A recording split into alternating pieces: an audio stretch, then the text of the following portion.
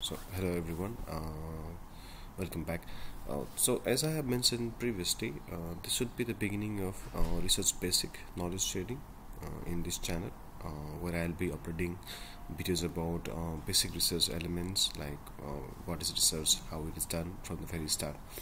And मैले last time पनि भनेको थिएँ यो चाहिँ नेपाली ल्याङ्ग्वेजमा I will keep on uploading the videos I try to explain more to Nepali students like me जसलाई चाहिँ रिसर्चको नलेज अलिक कम छ र बेसिकली हामी सिक्दै सिक्दै जानेछौँ we will be learning together so आजको भिडियो चाहिँ let's begin research basics phase 1 video 1 what is research.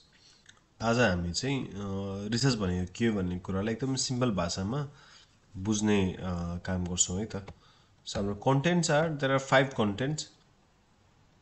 Research भनेको के हो, किन गरिन्छ, टाइप्सहरू के छ, एक्जाम्पल्सहरू एकाडेमिक एक्जाम्पल्सहरू छ, अनि की टेकअवेज भइहाल्यो। सो मुभिङ अन, सुरुबाट सुरु गरौँ। There are thousands of definition of research.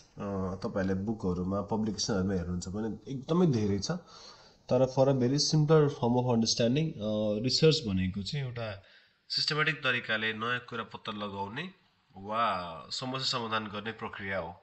नयाँ कुरा पत्ता लगाउने भनेको सबै नयाँ नै भन्ने पनि होइन।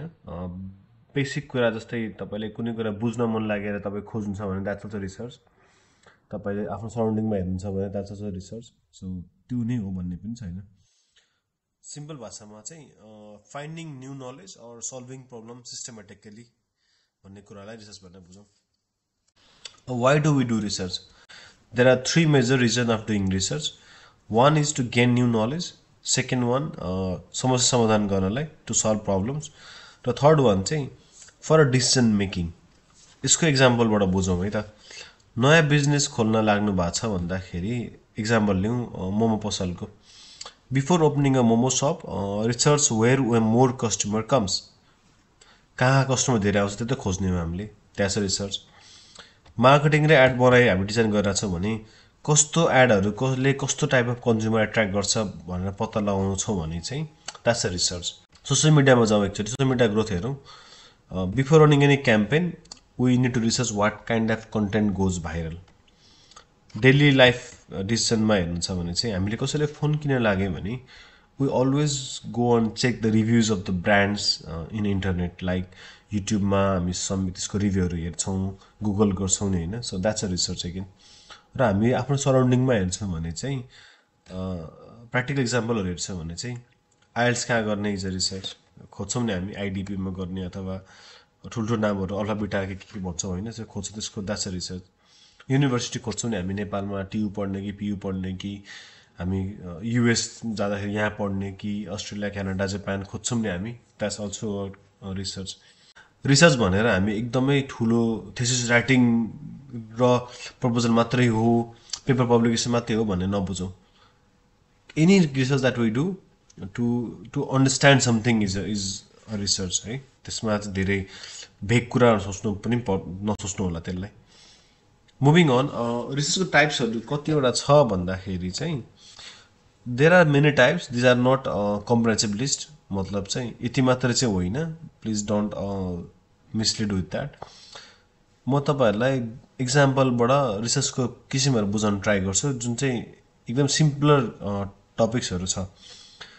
अब जस्तै एक्सप्लेनेटरीको बारेमा मैले कुरा गरेको छैन यहाँ, त्यही भएर मैले भन्न खोजेको चाहिँ these are not comprehensive list.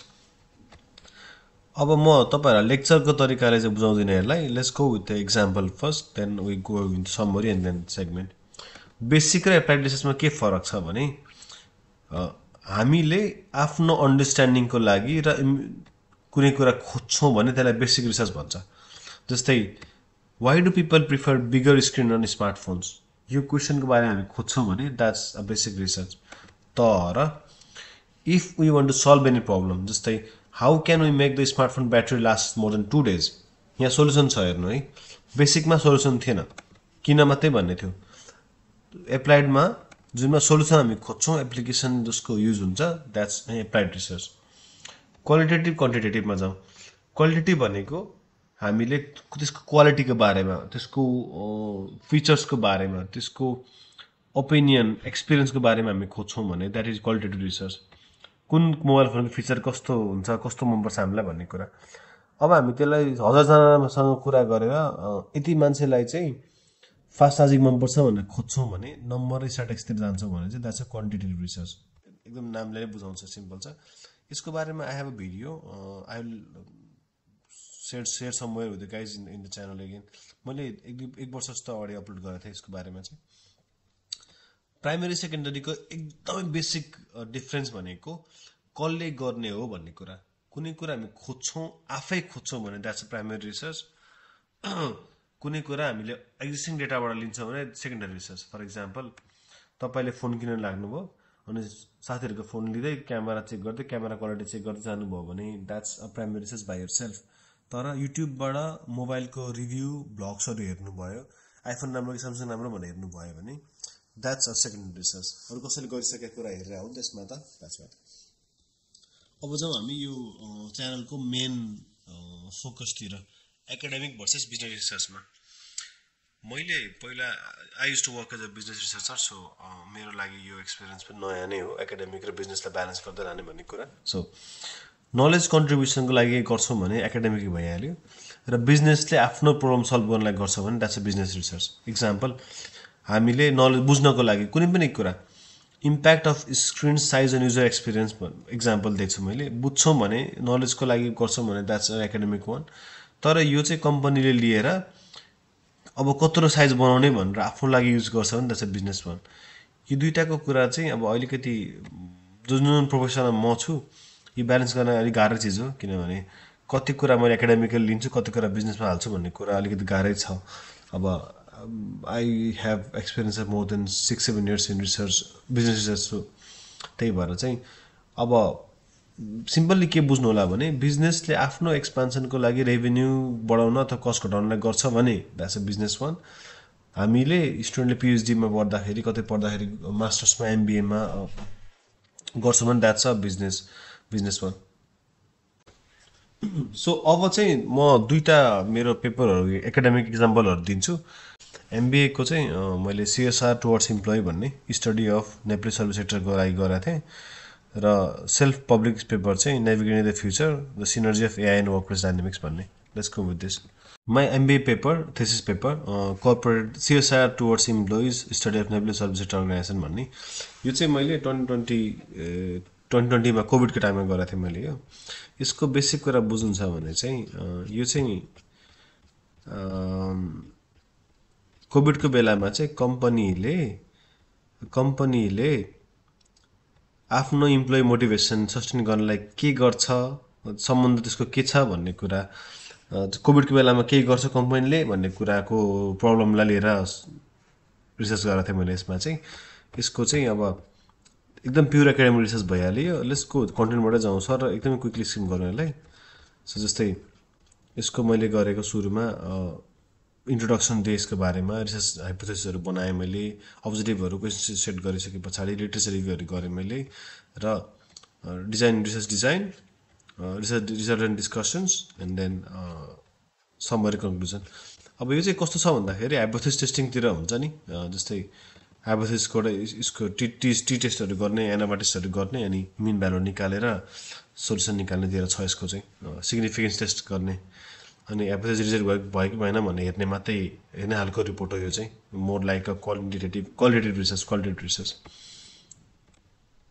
त्यस्तै अर्को चाहिँ पेपर यो भयो, मैले अघि भनेअनुसार यो चाहिँ मेरो 2023मा पब्लिस गरेको पेपर थियो मैले। निरज कुमार तामाङ, मेरो दादा र मैले दुईजनाले गराएँ। उहाँ चाहिँ एमएससी सिएस हुनुहुन्छ एनसिआइटीबाट। सो हामीले रिसर्च गर्दा यसमा चाहिँ के गरेको थियौँ भन्दाखेरि एआई जुन छ, आजभोलि जुन एआई कन्सेप्ट छ, त्यतिखेर सुरुमा आउँदाखेरि चाहिँ वर्क प्लेसमा त्यसको कस्तो इम्प्याक्टहरू हुन्छ भन्ने कुरा खोजेको थियौँ। यसमा चाहिँ हामीले यसको लागि चाहिँ राइज कसरी भयो होइन, जापानले के गरिरहेछ, युएसले के गरिरहेछ, युकेले के गरिरहेछ भन्ने कुराहरूदेखि लिएर बिग कम्पनीजहरूमा कस्तो के भइरहेछ। जस्तै यहाँ हेर्नु छ भने एआईको युज एमाजोनले कसरी गर्छ, गुगलले कसरी गर्छ, नेटफ्लिक्सले कसरी गर्छ भन्ने कुराको बेसिक एकदम सिम्पलर फर्ममा बुझाइएको छ यस पेपरमा चाहिँ। र नेपालले भविष्यमा एआईमा के गर्न सक्छ भन्ने कुराको बारेमा कुरा गरेछौँ। म मेरो नेक्स्ट भिडियोमा दुईटै पेपरको समरी पनि म राख्छु सो द्याट तपाईँहरूलाई हेर्न सजिलो हुन्छ। तर बुझ्नु छ यसमा चाहिँ हाइपोथेसिससँग केही पनि छैन, this more like a case study. यो चाहिँ अलिकति बिजनेसतिर जस्तै पनि छ, कम्पनीले के गर्न सक्छ भन्ने तरिकाको पनि छ यो चाहिँ। सो फाइनली हाम्रो आजको की टेकअवेजहरू 3टा छ। पहिलो चाहिँ रिसर्च भनेको नयाँ ज्ञान र समाधान पत्ता लगाउने प्रोसेस हो भन्ने बुझिहाल्यो हामीले। सेकेन्ड चाहिँ रिसर्च चाहिने कसलाई भन्दाखेरि स्टुडेन्ट होस्, बिजनेस पर्सन होस्, पोलिसी मेकर होस्, रिसर्च सबैलाई चाहिन्छ, सबैलाई इम्पोर्टेन्ट छ त्यो चाहिँ। लास्टमा चाहिँ क्षेत्र जुनसुकै भए पनि डिसिसन मेकिङमा सपोर्ट गर्ने काम रिसर्चको भन्ने कुरा चाहिँ आज हामीले बुझ्यौँ। With this is the end of the video 1 in the research basics. म नेक्स्ट भिडियोजहरू पनि this will be series of video, so म अरू पनि अपलोड गर्दै जानेछु भविष्यमा चाहिँ। So please stay tuned and maybe phase 1 को भिडियो यो चाहिँ, फेज 2 मा चाहिँ will move on to proposal writing kind of thing. So yeah, thank you all, have a good day.